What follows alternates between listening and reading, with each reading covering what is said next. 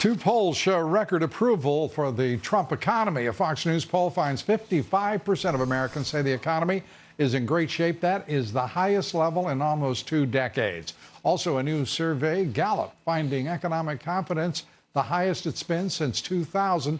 Almost 50% more Americans are satisfied with the economy than the day President Trump took office. Joining us now, White House Press Secretary Stephanie Grisham. Based on those two polls, Stephanie, you're doing a heck of a job. Welcome to the show.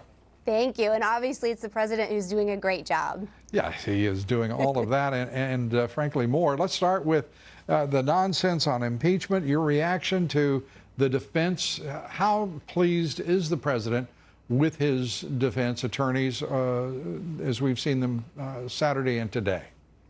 Yeah, I mean, the president has said he's very, very happy with the team, and we've got a very, very strong team with decades of legal experience. And then you've got the fact that the president did nothing wrong. So you put those two things together, and I don't think we're going to have a problem. And if I can, it's amazing you started talking about the economy, and I was actually just reflecting myself. When you consider we are going through impeachment and all of this nonsense, and have been for quite a while, I mean, frankly, for the last 3 years, today we had a Supreme Court victory with regard to immigration.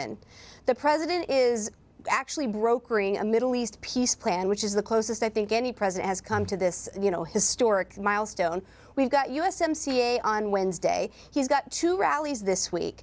The man does not stop working. It is incredible. I don't know of any other president that would do something like this. Well, as I've said, there's been no president who has done what he's done in 3 years.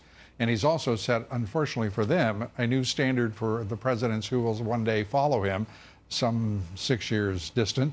They're going to have a very hard time trying to maintain even a remote proximity to the record record pace that he sets.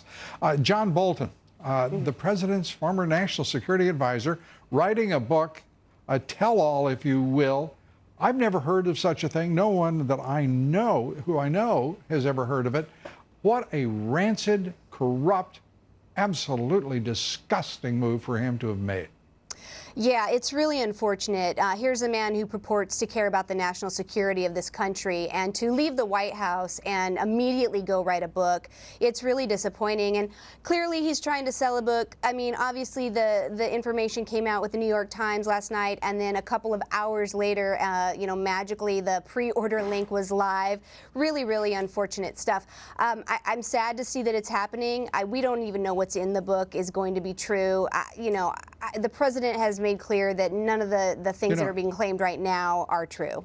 A fellow who knows John Bolton very well, who considers him still a friend, who's worked for him twice as his chief of staff, Fred Fleitz, former CIA analyst and great American.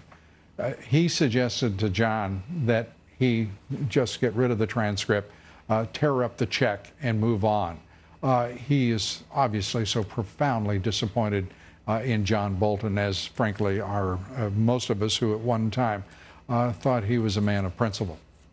Yeah, I agree with him. And how much does it cost to sell out potential national security in your country? I've got to say, I have been in so many meetings with this president, small meetings, senior staff meetings, national security briefings, and more importantly, bilats with foreign leaders all over the world.